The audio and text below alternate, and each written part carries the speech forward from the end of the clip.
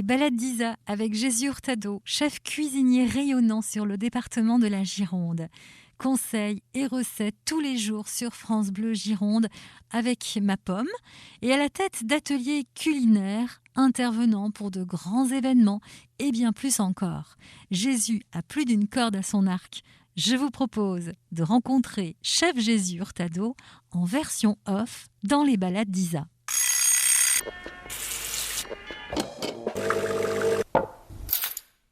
Bonjour Jésus Hurtado. Bonjour Isabelle Wagner. Chez toi, dans l'intimité, il y a des petits personnages. Ce sont des Playmobil, une vraie passion pour les Playmo. Moi je découvre. Alors les Playmo tu découvres, oui, forcément quand tu viens chez moi, que ce soit à l'atelier, et encore on n'est pas monté, il y a la maison au-dessus de l'atelier, il y en a partout, jusqu'à mon porte-clés, je crois qu'il y a un porte-clés Playmobil, il y a des autocollants sur mon ordinateur.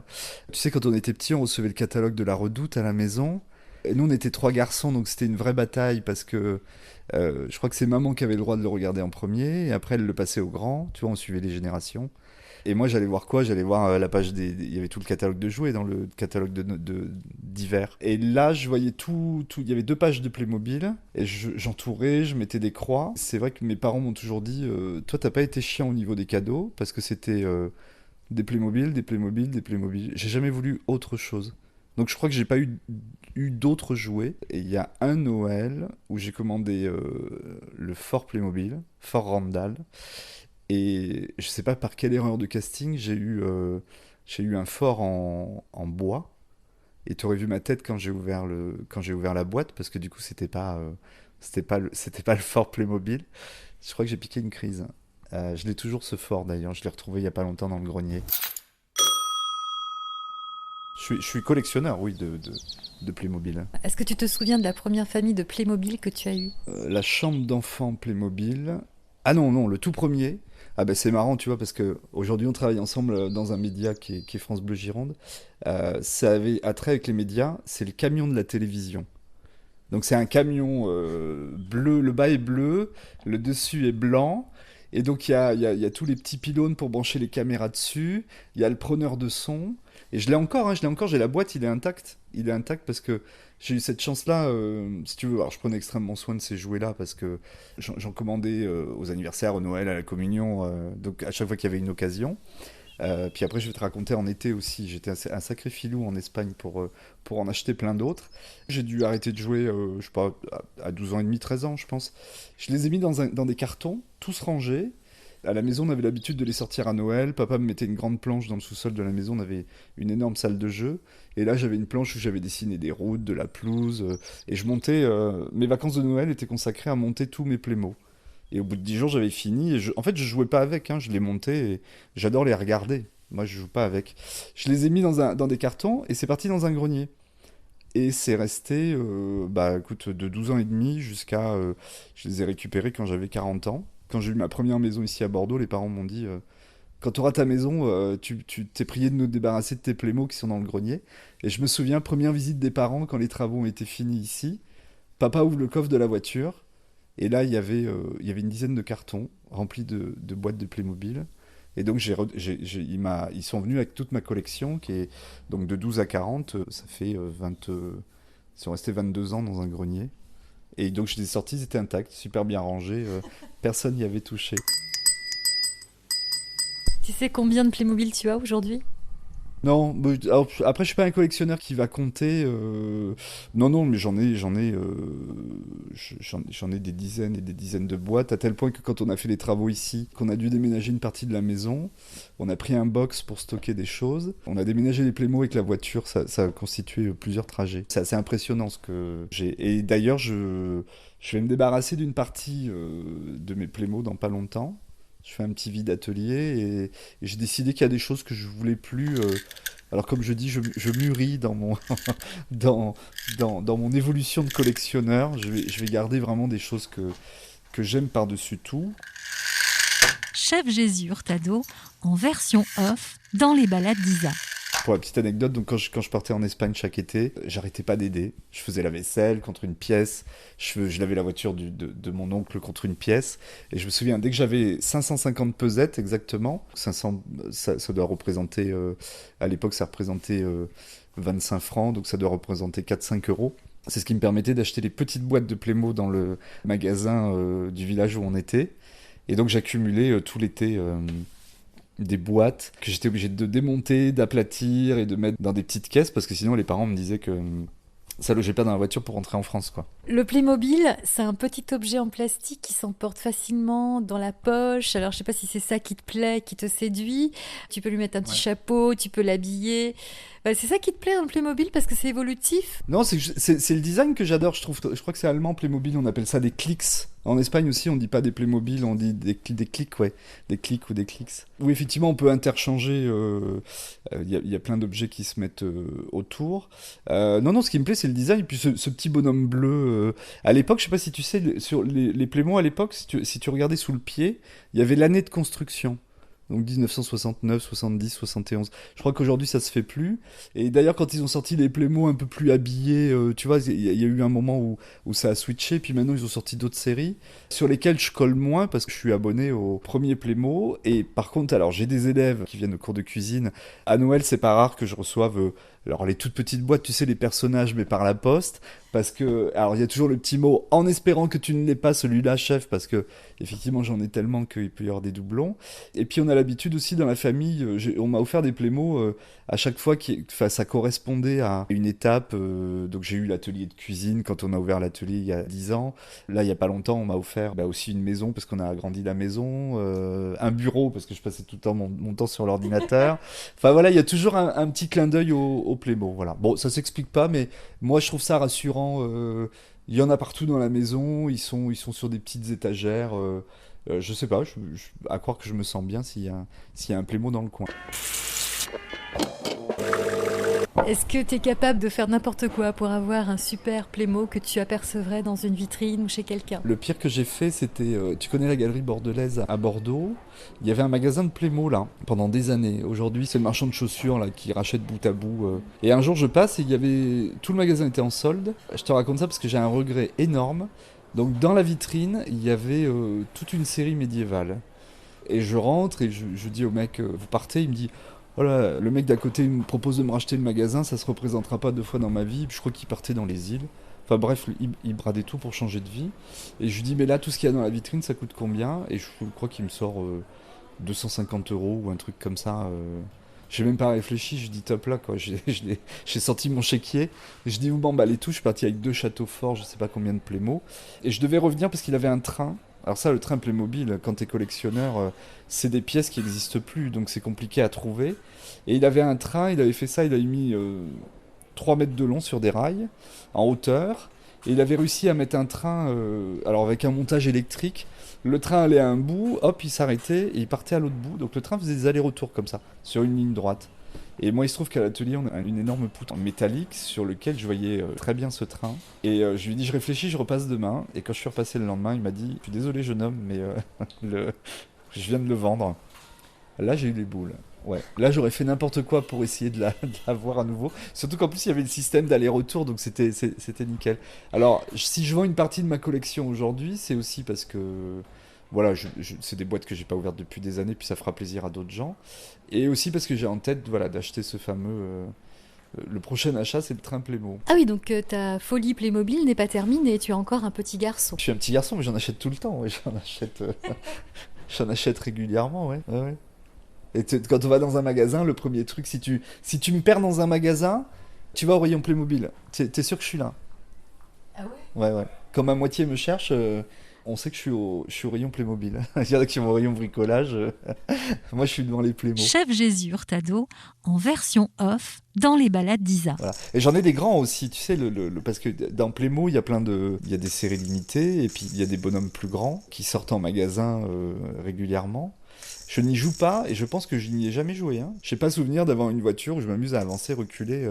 Je les mets en scène, et quand c'est mis en scène, là je viens de finir toute une série médiévale à l'étage, où j'ai mis tous mes petits personnages et tout ça. où je raconte des histoires. Bah, de toute façon, Playmobil, en avant les histoires, hein, c'est le slogan.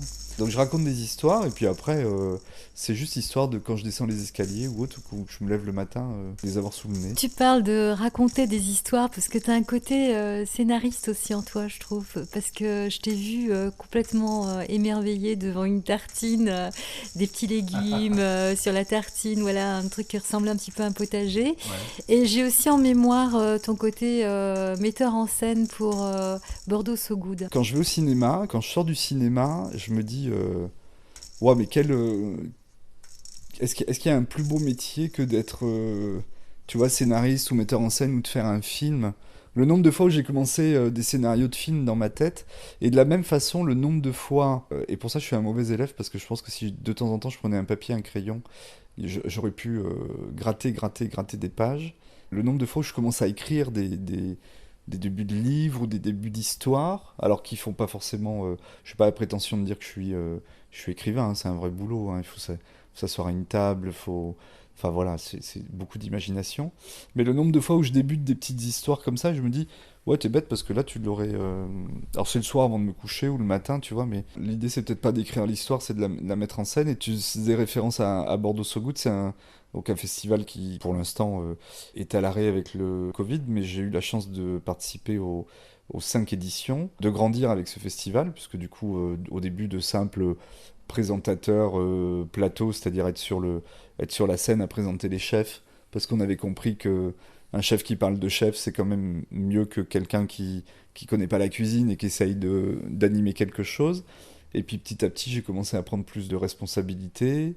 Et je remercie tous ceux qui m'ont accordé leur confiance. Et on a raconté effectivement des bouts d'histoire parce que on sait que tel chef connaissait tel chef, donc c'était bien de les mettre ensemble. Que tel chef pouvait pas saquer tel chef parce que ça arrive aussi, donc c'est pas une bonne idée de les mettre ensemble. Et par exemple, tu vois, la belle histoire, c'est quand on faisait ce qu'on appelait la nuit des banquets, c'est-à-dire qu'on trouvait un lieu, on allait choisir donc une offre culinaire avec des chefs et raconter une histoire. Et je me souviens d'une réunion où on me dit bah tiens Jésus, donc du coup il y a une idée qui se dessine au conservatoire de musique. Ça part d'un bureau où on nous dit il y a le directeur du conservatoire qui souhaite qu'on fasse un truc chez lui. Et ça c'est au tout début, tu vois, c'est du brainstorming, on n'a rien démarré. Par contre il veut que ce soit un chef qui soit pas très loin de chez lui, qui soit du secteur. Puis il y aurait ça. Puis toi tu commences à gratter et tu te dis bon non, dans le secteur il y a Hugo Le Derer, il y a je sais plus qui on avait mis. Enfin là, et du coup moi je savais qu'il y avait Paul Gouzien qui quittait KIV, donc qui était du côté de Langon, pour venir s'installer au Point Rouge, juste à côté. Et je me dis, mais là on a la belle histoire, parce que du coup on a un chef qui va juste se rapprocher, donc qui va être au pied du conservatoire. Et en plus il se trouve que Paul était un ancien élève du conservatoire. Et tu vois, plus on commence à bosser, et c'est là où il y a le scénario qui se construit, tu te dis, ah ouais, non, mais là je tiens un truc, et tu en parles au directeur du conservatoire, tu regardes, et il dit, mais est-ce que Paul pourrait pas reprendre des cours de piano? Ah mais tiens, mais sa prof, du coup, qui lui avait appris, elle est encore là, et ça finit que du coup, Paul, tu vois, ça me hérisse les poils quand je t'en parle, Paul joue du piano dans une superbe salle, un petit peu kitschoun, là, qui est orange, là, je crois qu'ils appellent ça la salle du piano, parce qu'il y a des gradins autour. Et puis il y a des gens qui chantent, enfin il y a aussi d'autres corps de métier du conservatoire qui interviennent. Et là on propose aux gens à manger sous forme de balade, de pique-nique, et puis après il y a une déambulation. Et tu te dis mais c'est géant, il fallait gratter un peu avant d'arriver à ça. Comme j'ai eu la chance d'y assister, Exact, ouais. je me souviens qu'on suivait la voix des chanteurs du conservatoire, donc une voix qui arrive d'on ne sait où et qui se rapproche et tout d'un coup on voit la silhouette des interprètes et puis qui nous emmène justement vers cette salle du piano où Paul Gouzien, le chef, était assis, où nous a joué un morceau de musique et puis après on est parti à déguster de très très belles choses. Alors je me souviens plus dans le détail mais c'était vraiment très chouette. Donc voilà, bravo pour ce côté scénariste, metteur en scène. Toi, tu as eu la chance de voir. Moi, je l'ai écrit, mais je l'ai pas vu.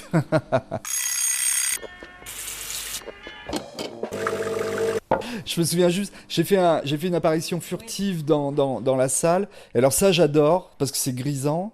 C'est-à-dire que dans cette nuit des banquets, on te met une voiture à dispo, tu fais le tour des banquets, mais tu fais le tour 5 minutes juste pour voir si tout va bien. Et je me souviens d'être tout en haut, être rentré par une petite porte, m'être retrouvé à côté du directeur, On s'était quand même bien chatouillé parce qu'ils voulaient des trucs. Moi, il y a des trucs que je validais pas parce que les commissions techniques de sécurité nous les validaient pas.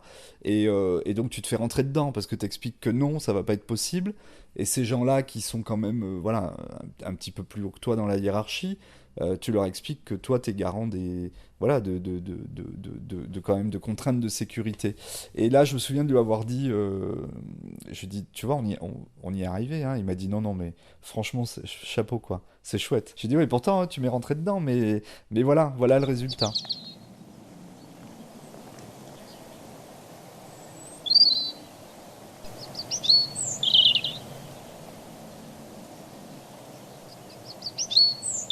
Puisqu'on parle musique, quel est ton style de musique qui te permet d'être créatif aussi en cuisine? J'adore la musique, mais j'en écoute pas. Quand je te disais qu'à la maison, on en a parlé dans le premier épisode, il n'y avait pas de radio, il n'y avait pas de chaîne IFI, il n'y avait pas de culture à proprement dit, voilà, pas de journaux. J'ai eu mes premiers disques quand j'étais ado, je crois que je les ai encore au fond d'un carton. Par contre, j'ai pas de mémoire pour la musique, c'est-à-dire que je retiens pas les noms des chanteurs, sauf après pour les vieux classiques de la chanson française. J'adore Aznavour, à tel point qu'à un moment je m'étais acheté l'intégrale. Et puis après Tu adores Véronique Sanson? j'adore bah, les chansons sur ma drôle de vie. Tu me feras pas chanter hein, par contre parce que je chante comme une casserole. Je me sens bien quand je l'écoute. Après tu vois là, bah, là on en parle et je me souviens plus des paroles. C'est marrant, hein. J'ai une excellente mémoire pour plein d'autres choses, mais pour tout ça, la lecture, la littérature, le cinéma, j'ai une mémoire vraiment instantanée. C'est-à-dire qu'au moment où je vais écouter la chanson, je pourrais te la chanter de A à Z, mais parce que la chanson se déroule. Mais par contre, sans la chanson, je suis incapable de t'aligner trois paroles. C'est paradoxal, hein, c'est une mémoire qui va se connecter au moment où la chanson...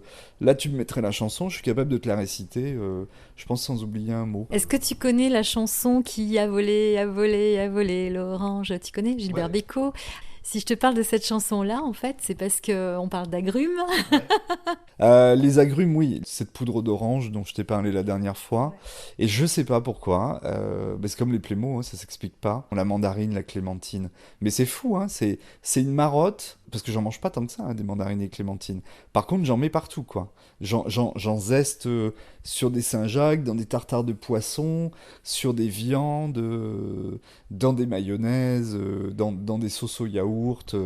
Je vais en mettre partout, à tel point que quand la saison s'arrête, j'en achète toujours 1 ou 2 kilos que je mets au congélateur, parce que comme ça, pendant un mois ou deux, j'en ai encore.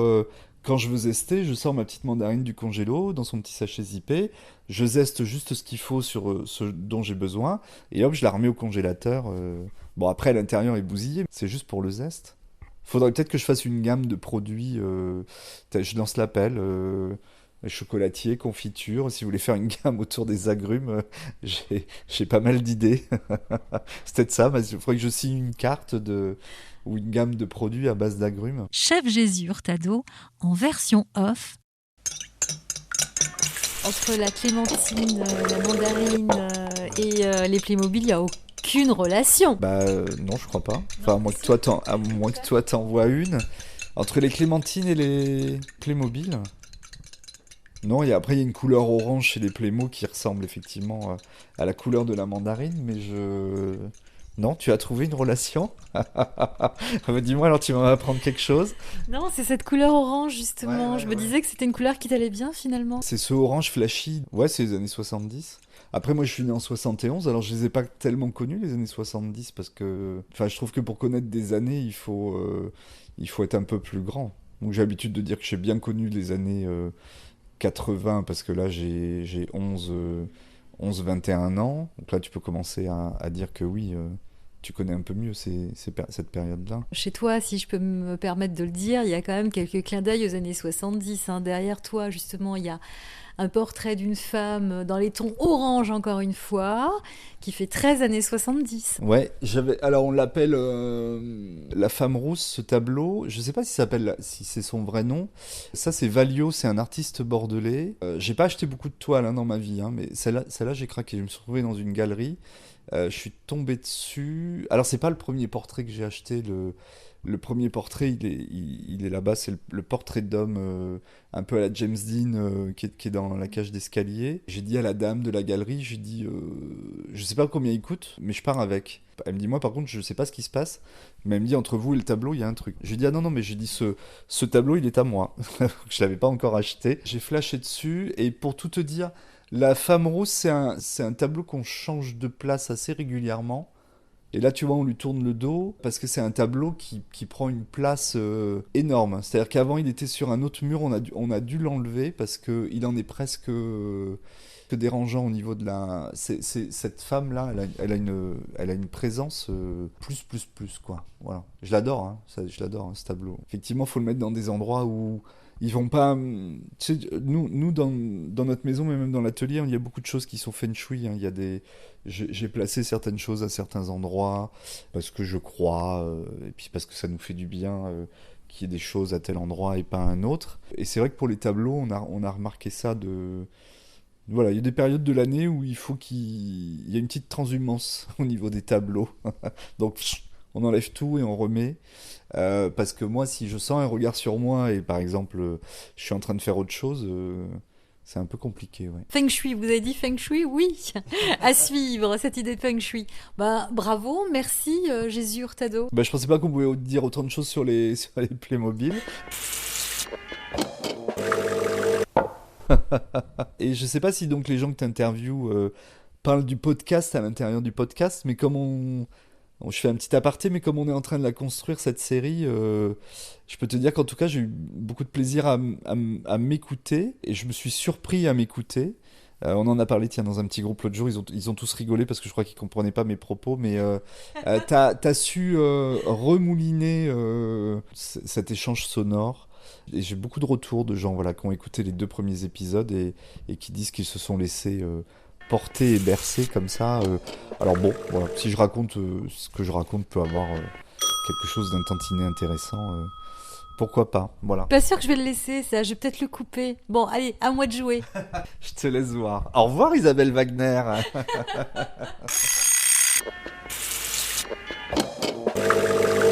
Abonnez-vous au podcast, partagez les balades d'Isa. Le sage éléphant garde tout en mémoire. Il est tout près de vous. À bientôt.